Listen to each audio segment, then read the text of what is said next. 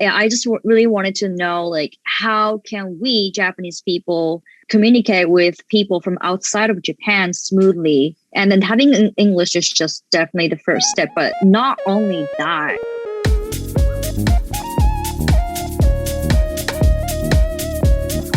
Welcome back to another Let's Hear the Rest of Rikodon's Story episode. I am one of your hosts, MJ. I'm editing this video right now, and I decided that, you know what? We talked for such a long time with Rikodon about her history of learning English, and we're going to cut it into two parts. So I'm going to just do a quick introduction. We heard a lot about how Rikodon got interested in English when she was young and how she learned more. She went out overseas, went to Canada, but then she got stuck when she figured out that, hey, I have to come back to Japan where I'm not going to have such a great English environment. What should I do to improve my English and keep it going? So that's what we're going to hear about from this episode. So hopefully you're excited for it because it's going to be a good one. You learned a lot of good lessons, it sounds like, through your time in Canada. So you came back, so you're back in Japan. What did you do to continue your English? Because I think that's where a lot of people struggle, no matter where you're from. Like if you go on an exchange program to learn another language, once you leave and you go back, it's like back to normal. Either that or like a lot of times I hear this is not the environment where I could speak another language because everybody's Especially because I was living in Miyazaki Prefecture, which is like really rural. Hey, area. Good chicken though. Good chicken. Yeah, good chicken. Thank you. Thank you. We had a really good chicken. And mango as well. Oh yeah, the mangoes. You guys should. We had a really good beef as well. But anyway, so where my university was in a very rural area. So obviously, very local university, and we had only like a few exchange students, and most of them came from Korea or China, and they are fluent in Japanese already. Right. So I had almost zero environment speaking in English. There are some professors, English native speakers. So I went to their room and asked them if there's any possibility or chance for me to speak English with you. And first thing they said was, I am too busy, so I can't do that. So I was like, okay. And what about if I take IELTS and then I need a speaking test practice? And then I will make an appointment every Thursday, lunchtime, just only 30 minutes. Would that be possible? And then he said yes. So that was like, I made an appointment with the professor to learn the professional English. And then outside, I tried everything, honestly. I did shadowing. I did dictation. I'm doing shadowing almost like it's like still my habit. I started and I'm doing it still. And dictation, I still do it sometimes, but not like a daily basis. But when I need some score for the test, I always do dictation. Or like when I want to memorize the script, I do dictation. Right. Dictation, shadowing, and actually keeping diary in English. This one made the most impact, I think. The biggest impact. Still, like when it comes to conversation. Man, I just think about like you went pretty hardcore, Rico. It sounds like at the beginning, like you're just like, whatever, I just want to like sing and stuff. Yeah. And then there was a switch inside of you that made you like really drive for it, almost to the point where other people, for example, like how people get passionate about sports, like if they really want to get like into soccer or something, they'll spend so much time. They'll go out of their way to talk to the coach to get more time to play. Like you were really, really focused. At that time, was there a dream, a purpose for you to be practicing English? Like did you forget about the whole singing thing, or were you still like, I just want to sing? No, I never, at that point, I didn't think about singing anymore. I was like, I want to come back to Canada for like a long period of time. That was like the only goal. Like I'm going to be much Tim Hortons Canadian citizen as possible. Oh yeah, Tim Horton, poutine and everything. And just like, I think the first reason was people. Just people are just so nice, and I felt open and free. And I felt like my personality, like I said, very outgoing. But in Japan, I still feel distance between people. And even though I was born and raised in Japan, I still don't know how to communicate with people. It's just, I don't know. I'm very open. A different way, yeah. Yeah, it's a very different way. I mean, I have very close friend here, and I'm, love being here, but still always I've been feeling a little pressure in the society. And I just felt like when I was in Canada, I didn't feel the pressure at all. And that in a good way, like people were kind of like tekito. Yeah. But still, like, they're very independent, hardworking and everything. And I was like, I just felt so comfortable being there. Yeah. And I just wanted to feel the same atmosphere again and wanted to learn why is that, And then I got more interested in culture or society or systems more than just learning the language.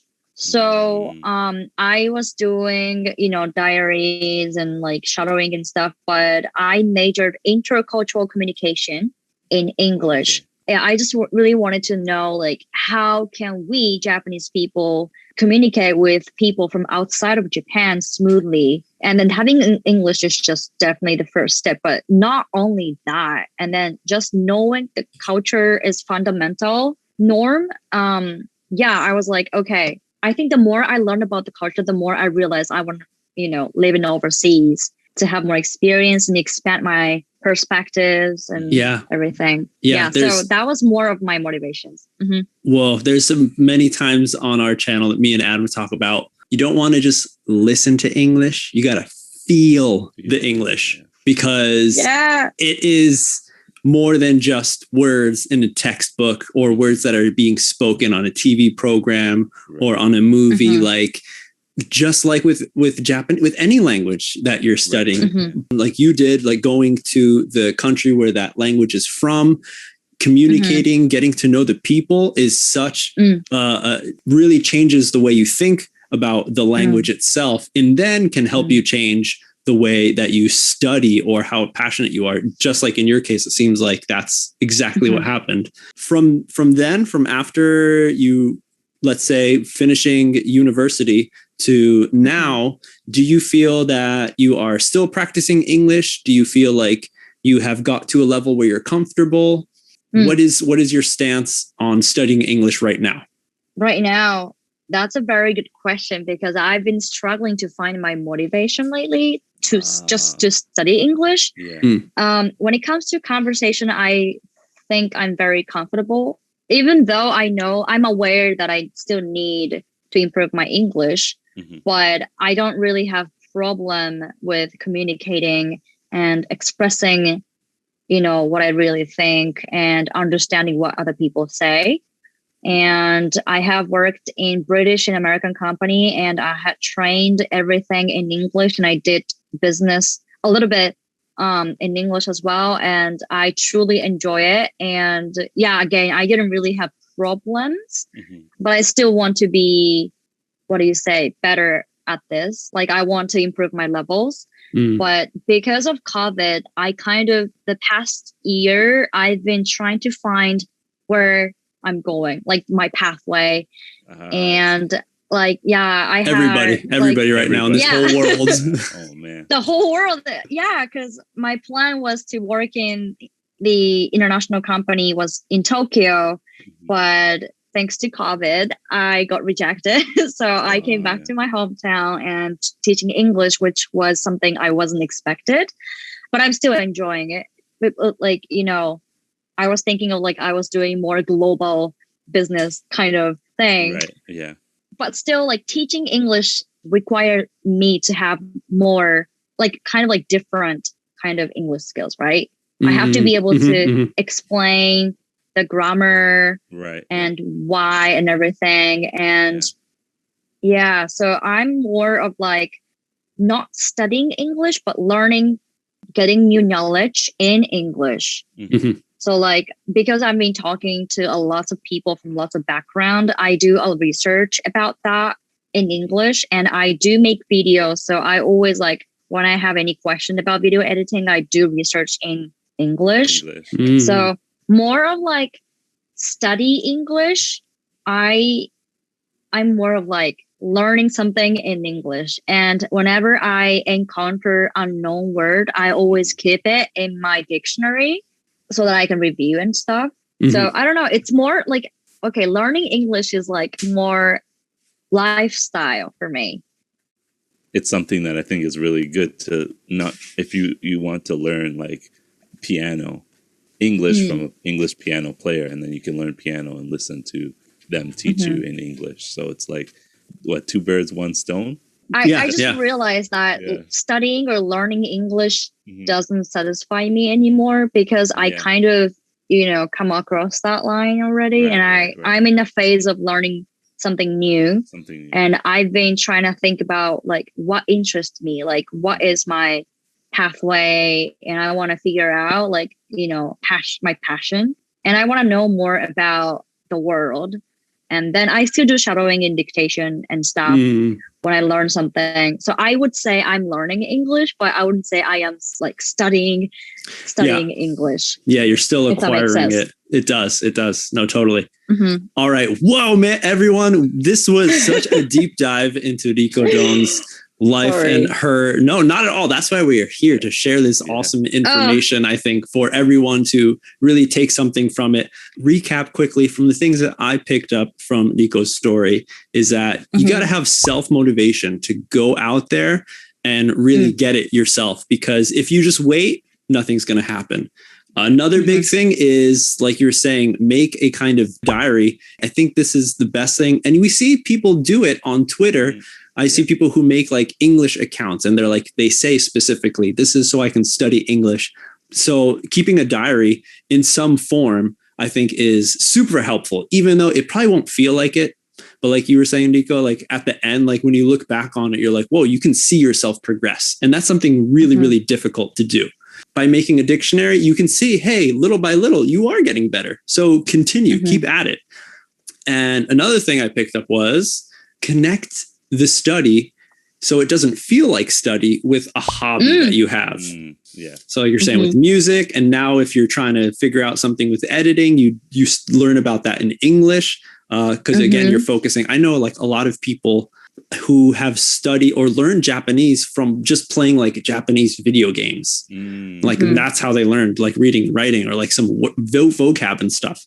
So definitely connecting those two are huge points. Nico, final question. Right now, something that can help everyone who's watching right now.